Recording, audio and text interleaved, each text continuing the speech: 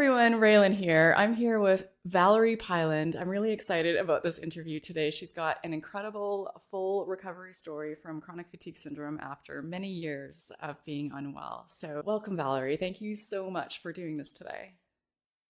Oh, you're welcome. It's just a thrill to be here. Yeah, so you reached out to me initially by email, and I was telling you before we hit record, I was just so moved by your email and your story. And I said, I read it to my husband and I read it to my father.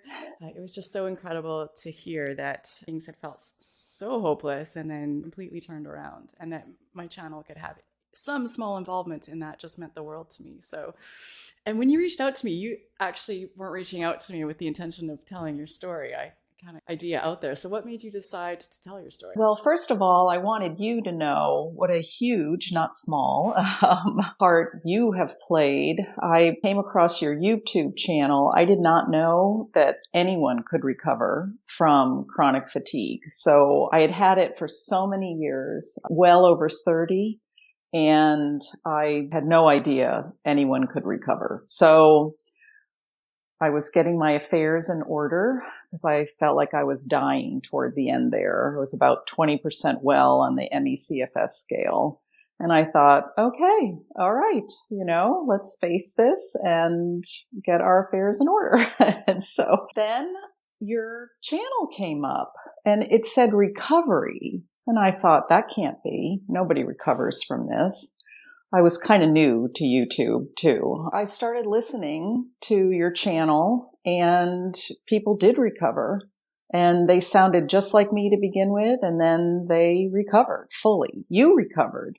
So I bought your book, and I bought 5 other books as well on ME-CFS recovery to try and learn the different ways. But your book was by far the best, the most helpful, with all your tips about sleeping. I put a lot of them into practice. You have a very enjoyable way of writing, and yet it's also very specific. You give specific things to do, which was helpful.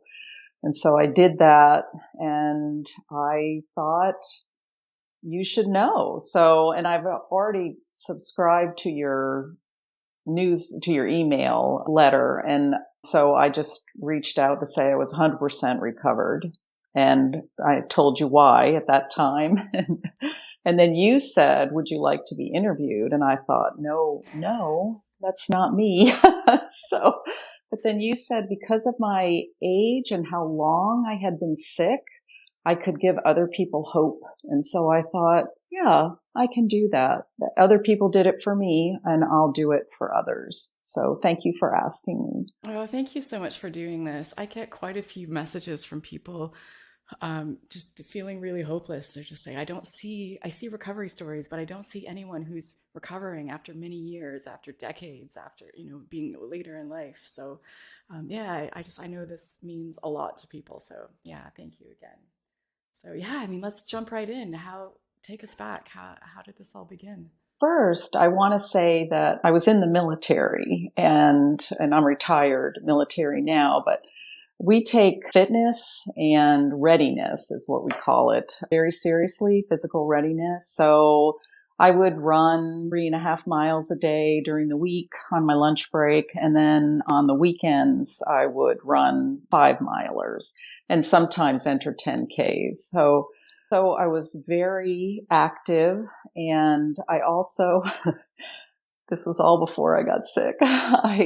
I was getting my degree, so I would work from not including the commute. I would actually work from 7 a.m. until 4 p.m. And then I would go to school from 6 at night until 9 p.m. to get my degree. And I did that for 2 or 3 years. And all was fine. And then I was transferred, and I got very sick at the next command I was at. And I just felt terrible. I felt so bad. And basically I never recovered. It was the Epstein-Barr virus, and they said there was nothing that they could do for me. And my boss, we were in this meeting, and my boss said, "You look terrible." And I said, I feel terrible. He said, go to the doctor. I said, I've been. They can't do anything. He said, well, go again.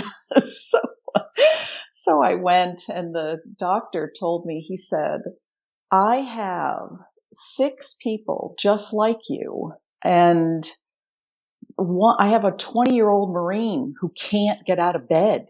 He said, you're one of the lucky ones. You're one of the best ones. And I have been, according to the YouTube videos, I've never been as bad as the worst person that I've seen, or even some of the really tragic, sad stories of what people are living with. So after that, I never did recover, but we didn't have YouTube or even internet, really. When I got sick, it was 1988. So I remember we were just learning how to do email back then. So some of your younger viewers are not even going to be able to believe that time existed, but it did. So I just went on feeling bad. I think it's interesting to hear, what life was like leading up to this and how it all kind of started. So when you started not feeling well and the doctors couldn't do anything, what were you thinking about this? I just thought there was something wrong with me. Why was I different? Why couldn't I get well? Is it all in my head? And the brain fog was absolutely the worst. Right behind that was just being so different, where I used to be a fairly productive, intelligent person. I couldn't put sentences together. So that was very frustrating. And I went to doctors, and I just gave up after a while, because none of them, they said, you're fine. All the tests were fine. Everything was fine. So that made me think even more that it was just in my head. But I couldn't run anymore. I couldn't even walk. I remember trying to walk up this hill by our neighborhood that had been no trouble at all before I got sick, and I couldn't do it. And one day I just said, wow, you can't do this anymore. So I just stopped. And people would tell you, exercise, you'll feel better. And no, I feel worse when I exercise. So I just stopped talking about it at all, because people couldn't understand. I don't blame them. I didn't understand. But then I found a naturopath. He was amazing. A friend of mine told me that he had cured her son of Lyme's. So she said, why don't you just try him for your fatigue? So I went out. I had to fly, to different states. So I went out and did that. And he did a live cell blood test. I know from your book and all that you tried everything. So I don't know if I tried that one. That doesn't sound familiar. Okay. I always think that I tried everything, and then people surprise me. I'm like, how did I not find that? I really was trying to do everything that existed. Yeah, this one. Yeah, I might have missed this one as well. So what is a live cell blood test? They just take the medical community poo-poos it. But anyway, they take a drop of your blood and they stick it under a microscope. And then there's this huge screen. It's so cool. You get to see your blood cells. You get to see everything that's in there. And it was just fascinating. So we did that. I did that for several years. I went out to see him and he kept following up. But the thing that was the best about that was he looked at my test results and he goes, wow, you feel bad, and you feel bad all the time. Raelan, I burst into tears and I said, yes, I do. And I felt like, oh, finally somebody gets it. It's not all in my head. So I worked with him quite a bit, and I had heavy metals, especially mercury, parasites, candida, extreme adrenal fatigue. So he was able to address a lot of those. But the fatigue, while I got better, it never went away. It was relentless. It never went away. And so I also found a homeopath who was a cardiologist and internist, who then decided to become a homeopath because he said he was losing too many of his patients. So he was able to help as well, but nobody got me to where I was normal. And So it sounds like you were still you everything was a struggle. You were still very sick, but as I understand it, things actually got worse from there. Yeah, well, they got better. And because remember, we're talking about 30 plus years here. So they got better. I had 3 children in that time, and I was able to take care of them, take care of the house. Thankfully, I did not have a full-time job. Right after I got super sick with the virus, we decided that I would stay home. And so I did. It got so bad when we moved. We moved 2 years ago, well, almost 3 years ago now. And the stress of the move and being outside, I didn't realize how many concessions I had made in my life, how I had learned to manage this chronic fatigue in my day-to-day life. And you just like, I never stood up more than 5 or 10 minutes. I had somebody come clean my house. So I didn't really realize, I guess, how it just became normal to me to be always tired, just always fatigued and not being able to do things that much. But when we moved, it was a whole new level of fatigue. So that's when I decided I have got to take this seriously and started researching. And I found a CFS wellness scale, and I was 20 on the wellness scale. And 20 means that you can leave the house once or twice a week, which, yes, I could leave the house once or twice a week, but I should never have been driving, and I paid for it. Whenever I would leave, I paid for it for days afterwards. I would just be lying in bed. So I was basically housebound for the last 2 years. And that was the worst, the absolute worst. And I wasn't getting better. And I could not get better. Even with the homeopath and the naturopath, it was not working. I was on a handful of supplements every day. I was afraid not to take them. I even started taking phentermine which is a weight loss drug, but it gives you a lot of energy as well as suppressing your appetite. So I thought, oh, I can't get off of these. I feel so horrible with them, and I'm drinking caffeine. And if I stopped any of those, I couldn't even get out of bed for a short amount of time. So, and you and I were talking a bit about this before, that it starts to feel so incredibly hopeless, and especially when you've never heard of people recovering. And we talked about, we were talking about my mother because she also had CFS and got sick many, many, many years ago and before the time of the internet. And, she had completely given up. And I hate to think about it, but I had completely given up on her ever recovering. No doctors knew anything. Nobody, even once the internet arrived, there still was nothing. So it's easy to see how people could get to this place of just thinking that there's no options. And it sounds like that is where you got to eventually with your illness. Yes. I thought this was it. And I decided that, okay, this is it. So what would you do if this was it? You would get your affairs in order. I spent a year and got all of the pictures and scrapbooks for the kids. It's funny what you do when you think that this is it. But the nice thing is that I could get my affairs in order at my age. And I'd like to say I'm 65. I don't want anyone to think that they can't recover. So at 65, I could get my affairs in order. And everyone thought I was just being prudent. So that was good. It didn't raise any red flags. Wow. So what happened from there? Okay, so my son told me, because I couldn't attend Christmas last year, I just couldn't do it. After Christmas morning, I had always been able to keep it together for family gatherings. And, by resting for a week ahead and then knowing that I was just going to crash and have to spend the next week in bed as well. But I could do it. Christmas before last, 2020, I could not get it together to go.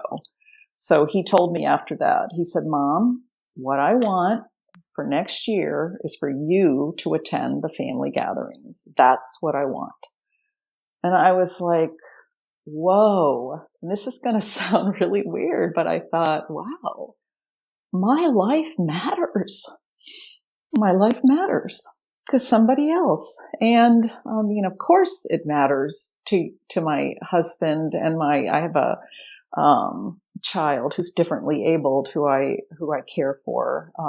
She needs a lot of care. So anyway, I knew I mattered to them, but outside of the house, I didn't really understand that our lives matter to those who love us. So I thought, all right, Valerie, you have got to do something again to learn how to recover.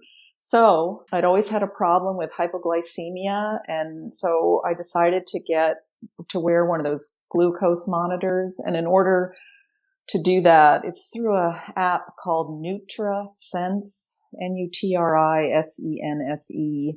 I also got a dietitian assigned to me, and she was fully recovered from severe chronic fatigue, bedridden, everything. She was fully recovered. So I was like, oh my gosh, now it's not just on YouTube or in a book. This is a real live person. I mean, we were on the internet, but a real person that I now know who was telling me her story. And she was far worse than I ever was. I worked with her for the dietary parts, and she completely changed. I had tried to do keto and that didn't work. I had tried plant-based. I felt worse on that.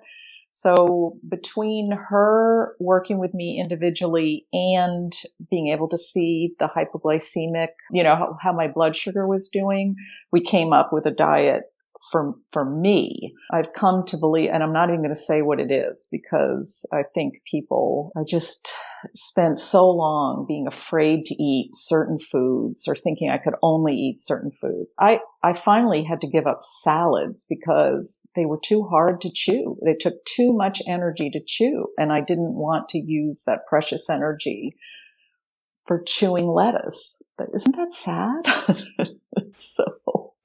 So I did well with her, but with her still, I was at 20% well. And then I heard about the lightning process, and you did a video. You did a YouTube video on that too. And I thought, wow, I am going to look into that. And so I watched some other videos from the lightning process itself.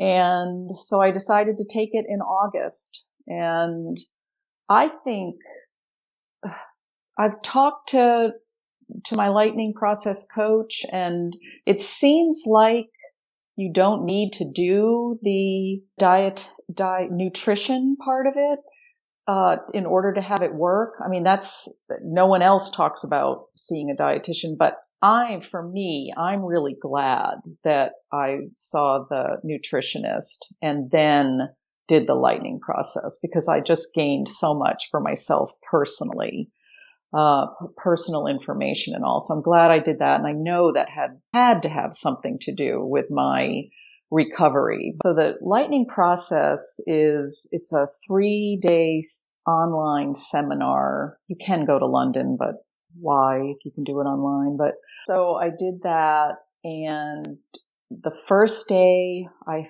felt better, and then the second day even better, and the third day, whoa, it was like my life had changed, the way I thought changed.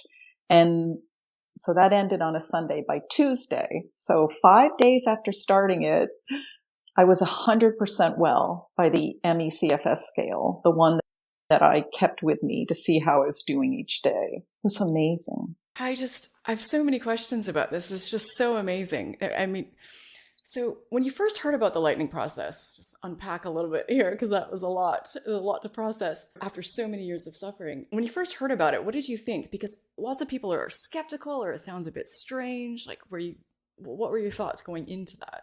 I was skeptical But then I thought about all the stuff I had done, the places I had flown, the doctors I had seen, the substances I had taken into my body.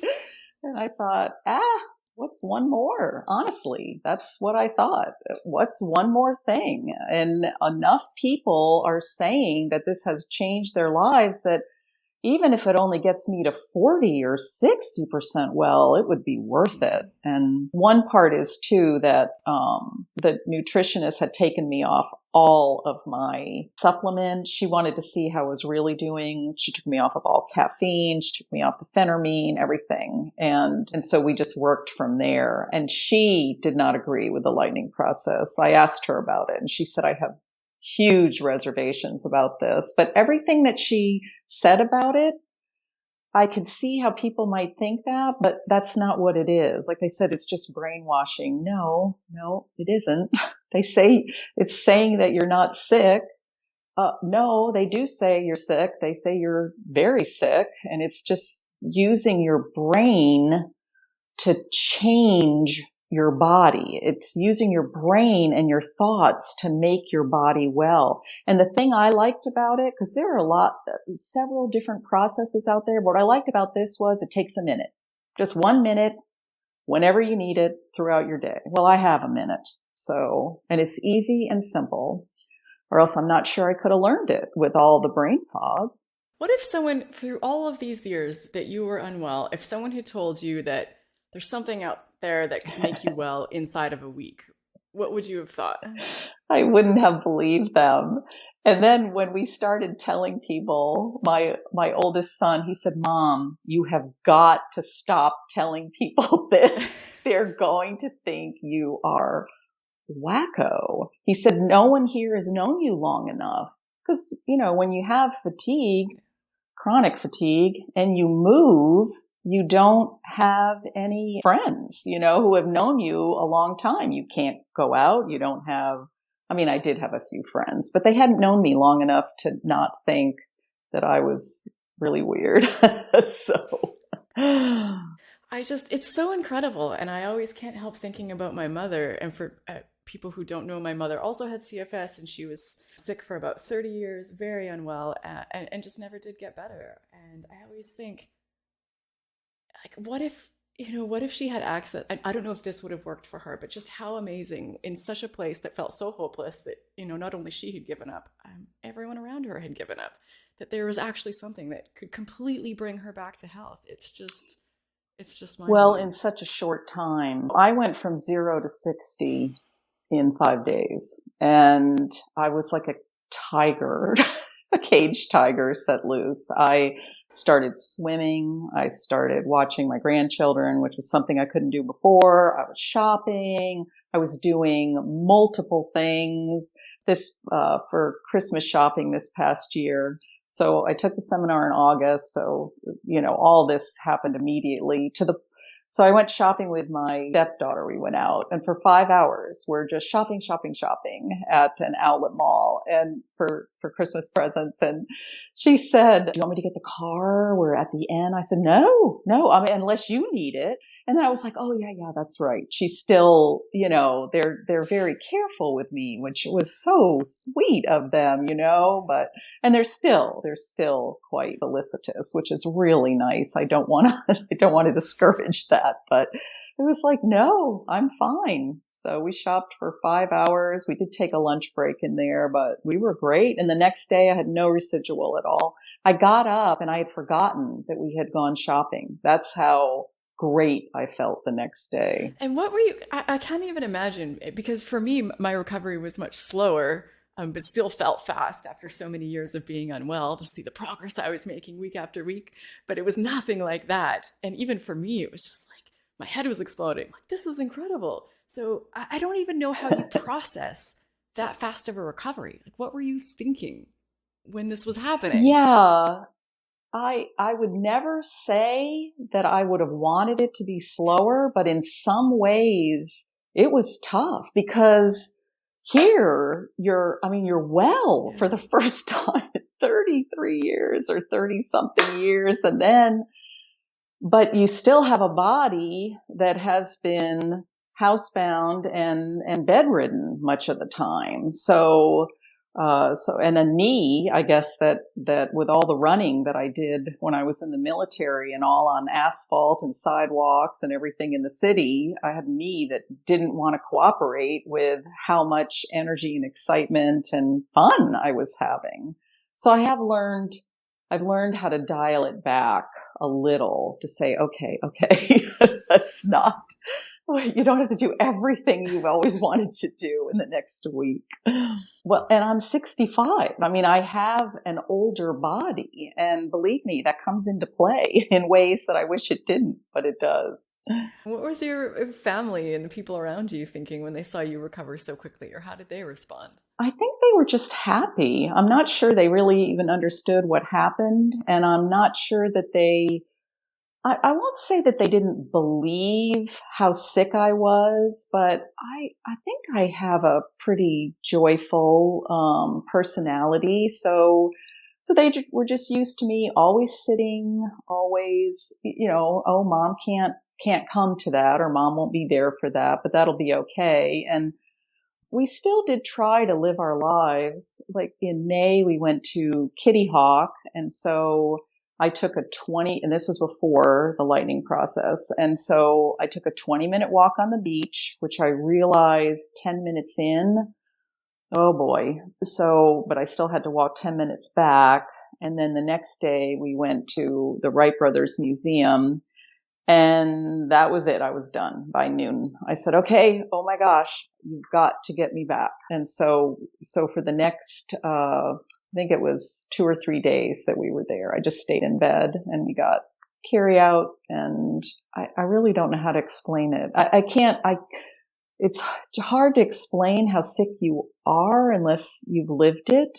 And then it's hard for people to understand how you could get well in 5 days. So I think they're just sort of taking whatever, if that makes any sense.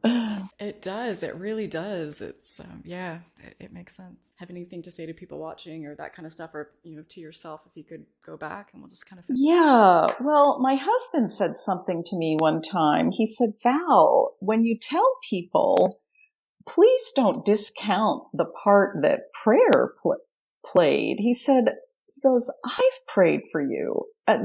Your friends, family, they have prayed for you. So don't discount that part of it. So I would say that if you have a loved one, because I was thinking I love when you do that at the end with people, when you say, what advice would you have? So if you have a loved one and it's been decades, don't give up. Don't give up praying for them if you pray.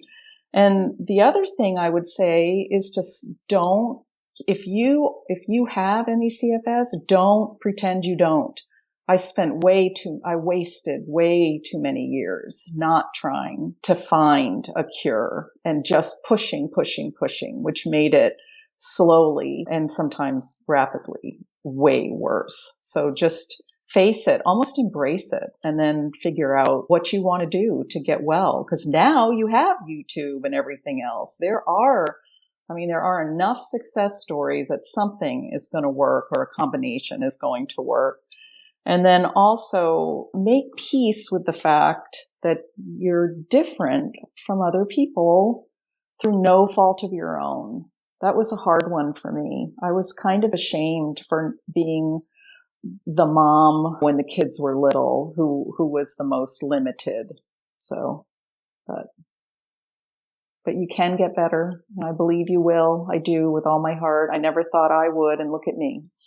Well, thank you so much for doing this today, Valerie. I know this will mean a lot to a lot of people. And for people watching, I have a few interviews on this channel now of people who have fully recovered after decades of being unwell later in life. I'll link it up on the screen here somewhere. So it's just such an incredible thing, for the people out there, that there is hope. I don't think there's ever a point where it's hopeless. At least that's my takeaway from everyone that I talk to. It's just, you have such a moving story. I'm so glad that we've connected. So thank you for being brave enough to share your story. Thank you for asking, and thank you for all you're doing and have done for me and others. And for people watching, very much looking forward to your comments and on the video and keeping the discussion going. So for all of you watching, whatever you're facing, sending so much love to you. Hang in there, keep going. You've totally got this, and I will see you in the next video.